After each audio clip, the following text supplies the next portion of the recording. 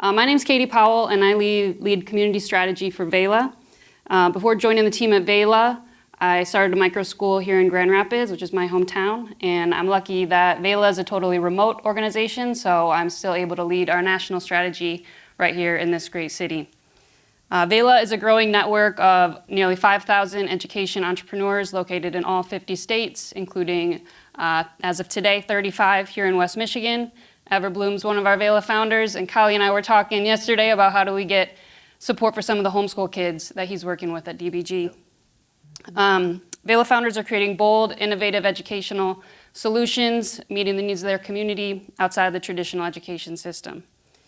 Vela provides founders in our network with access to community resources, events, funding, and soon an enrollment pipeline for families via the Vela app, which is coming out in app stores next week. So anyone will be able to download that app and find innovative educational programs in communities wherever they're located across the country.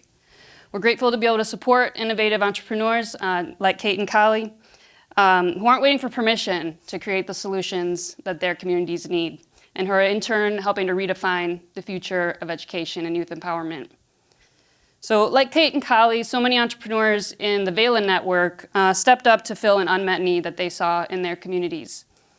Many Vela founders were former educators who couldn't serve kids and families in the way that they knew they need to be served in traditional schools, or their parents who saw their own kids' needs being unmet by the traditional system and so stepped up to take the lead and create something new on their own. So Kate and Khali, I'm wondering, could you describe the specific moment when you saw that unmet need in your own communities, and what led you to believe you needed to be that person to step up, to take that risk, and to create something new? So I'm a firm believer in if you're a part of the problem, you should be a part of a solution. I took that narrative that I was going to be there to jail, and I used that as just like the card to just wreak havoc on our community because I just was young and out of control. But once I know better, then it's my responsibility to go back and to repair what I helped break. I don't blame it on everybody. I was a part of that. At some point in time, you have to take responsibility for your own actions and to give back and to try to repair the community. That was my responsibility, and I felt I had to do it, especially after seeing an article that said that only 30% of the people graduated from high school in Detroit, in the area where I lived at. Okay. Again, in my case, it was sort of a result of early pandemic, impacts. The teachers that I co-founded our project with found themselves without jobs in in summer of 2020, and I can't keep to myself. I am a bit of an instigator, and when I see a need, I have the audacity to think I can fill it, and so, or that I can find the people that can. And so I saw teachers without jobs and families without care, and I figured I'm good at solving problems and figuring things out. And so the parts were there. It was just needed somebody to organize and kind of prompt in the right direction and, have the grit to kind of figure out and navigate a system that was unfamiliar. So we actually organized in-home care pods for a year in fall 2020. I worked nights and weekends with my co-founders, the two teachers that we started the program with, and, went from idea to open in about 6 months. And, we just have been doing the next right step every time, a new problem comes up. Yeah, like so many entrepreneurs, sometimes you're building the plane while you're flying it. And yeah. when we're talking about education and community-based solutions, Yeah. That really allows what you're creating to be reflective of those specific needs and truly rooted in that community that you're trying to serve. Yeah, as a non-educator by training, I had some board governance experience, but I had to default to the lived experience, the knowledge, the understanding of the subject matter experts that I was working with. But I also can't accept sort of the conventional wisdom as the best way to go all the time. And so while I, was able to look at what they knew or wanted or had done in the past, I was also very gently able to say, is there a reason we've done it that way? Could we do it this other way? Would we be able to serve more people or, have more effect if we tried this, different approach? Yeah, yeah. And the real-time calibration, is a big part of it. So at DBG in Detroit, discipline and accountability are at the heart of your model. And Kate, in Montessori education, the idea of self-discipline and personal responsibility are core tenets of that philosophy. So for both of you guys, how do you see discipline and accountability as a framework for growth, playing a role in transforming outcomes for the young people you work with? So for me, we have kids that are already in a system. They're already in the Detroit public school system, and for many of them, there's no option. They're not going to private schools. They're not going to any place where they can pay. You know what I mean? That's just the reality of it. So now it's like, okay, I have to, show you ways and tricks that I learned along the way, and other tricks that other people may have learned along the way that can make you more successful in that system. And a lot of that takes a lot of discipline and focus. You can't go play around. You can't go do a lot of different things that you may want to do because you have to be faced with it. And I tell them the reality of it. I'll be honest with the young people when I talk to them. I tell them the truth. I mean, you come up to me and show me a 4.0, I'm going to say, compared to who? Compared to what? Let me see. Because I was one of those guys who got a good report card like that before, you know what I mean? So I'm just not going to look at your grades. I got to figure out what's going on. Because a lot of our kids, the real honest fact is they get to college and they get on academic probations immediately and they're right back out of college. And they be embarrassed and they scared to come back to the community and they scared to come home. You know what I mean? And so for me, you have to have discipline. You can't go to the college and go party. You can't go, the summer and party all summer long. No, you have to have self-discipline. You have to say, I'm not going to that right now. I have a lot of catching up to do. When we have employees in our facility who've attended suburban schools and Detroit public schools, and I say, you have to give your testimony. Tell these kids the truth. And a lot of our staff will say it without hesitation. They say, man, when I was in suburban school, I was like 5 grades ahead of you guys.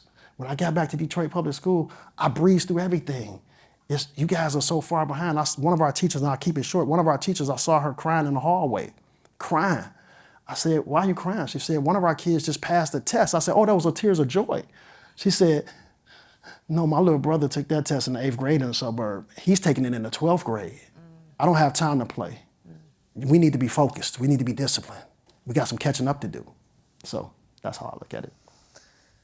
I think about some of the story you told and some of our conversation yesterday, and the message that you got early on, was sort of this self-fulfilling negative prophecy, and I think in our environment, we have the opportunity, because we're working with kids from the very beginning, to shift that narrative and help them the way I think about it as a parent, because, the need for me came out of, creating a space for my own kids, is to keep intact that spark and that capability, and helping kids know that they're worthy, they're capable, they're curious, they have all the tools.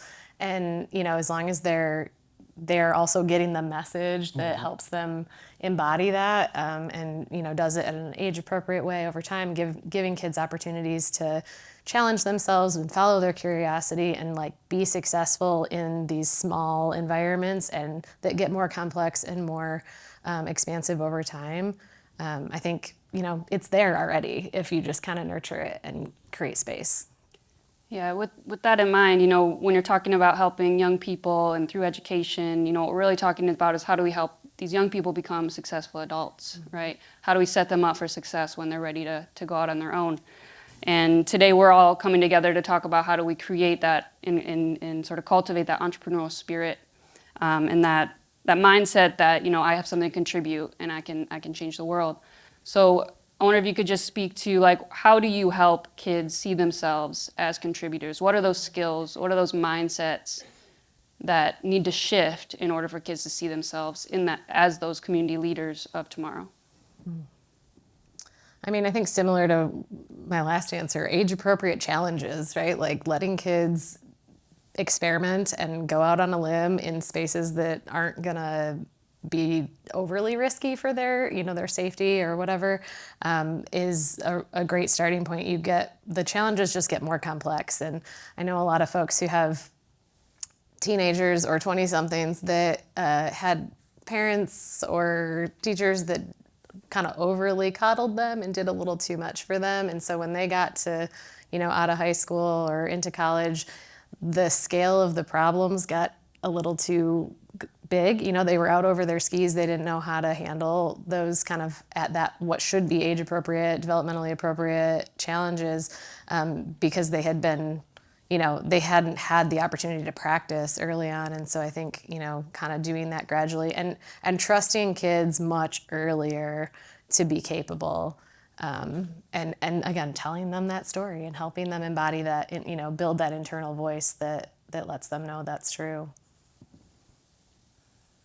I heard you, but I was just thinking. So one of the things that I do is I'm very mindful of what I say around young people. I don't go around reinforcing negatives.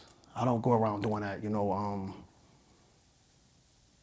We have young people in our program that are like super small, but when they speak, everybody else is quiet in the room. That's one of the things that we do. When one person is speaking, we all are listening. We're quiet. And so they build that confidence. They lead group workouts. They lead group sessions. They lead all of these things. They learn leadership very young in our program, and we allow them to lead the room, and we make sure that every adult in the room respects that. We're quiet and we listen to their opinions because, I grew up in an era when people would say, a child is to be seen and not heard. I strongly disagree with that one. Some of the young minds have so many things going on that they may solve some of the world's problems. A child's brain is firing more neurons than an older person's brain. That's like the most powerful thing in the universe, a child's brain and imagination. So we have to let them speak. We have to let them lead early on. So we have a program where a lot of our young people are leaders already. So. Yeah, it reminds me of what Chef Chad was saying. When you raise those expectations, young people will rise to them. And so if we treat young people and recognize their unlimited potential, and we treat them with respect, and we help them see that they can raise to those, high levels of expectation, they will. I think we got time for about one more question. So both of your programs are, obviously deeply embedded in your communities. They arose out of your deep understanding of your local communities and the specific needs. So can you speak to what it looks like to truly design solutions that are truly community rooted, that are emerging from the community that they're serving, and how do you maintain that connection and keep that strong even as you grow or change? So we have a parent booster group. We have our parents. Our parents are heavily involved in our program. We listen to the parents. We send out surveys. We figure out what they're going. What are they seeing? What are they seeing out there? Where's the need at? How can we be a service? What barriers can we remove? How can we be a help? We're a resource. This is like a launching platform for future Fortune 500 people. So what can we do to make this journey as smooth as possible? So we listen to our young people. We listen to the parents, and we also listen to our neighbors too as well. Our neighbors have a lot of input in what we do in our community and in our footprint. And so that's just listening and being willing to take some criticism as well. A lot of times we talk about listening, but are you willing to hear what's being said? Are you shutting it off before they even finish talking? I see that a lot, and misinformation is a very, very dangerous thing too. So. Thinking about design of a program, ours started with personal need, but then, we listen to organizations in our community that are doing the research, that understand the statistics. Kent County, I think it's 50,000 kids age under 5. There's only 30,000 childcare spots in our community. Only half of those are considered high quality. So that alone, we're just going after the big need. But we also recognize that, the structure really matters because we need buy-in from everybody that's part of this program. So I mentioned we have this equity-centered financial structure. It's based on household income, essentially what you can pay based on what you earn in order to offset the costs for other families. And so that's one aspect of it, but this cooperative model also invites families in to help build aspects of the program. So if you're a person that loves gardening and pollinators and, focusing on that kind of thing, we've really leveraged that kind of input from families to come in and contribute and make the thing they want to see. But we also recognize that not everybody has that kind of bandwidth, and so not putting a hard expectation on every family to contribute in the same way, but to really try to recognize the difference in what families are navigating and what they can bring to the table, and recognize that just their presence is a big contribution to the direction and the culture of the community that we're building. Okay, Khali, thank you so much for sharing your wisdom, your stories, and for all that you're doing to kind of shift the paradigm around how we think of education and supporting the young people in our communities. Thanks for having us here. Thanks.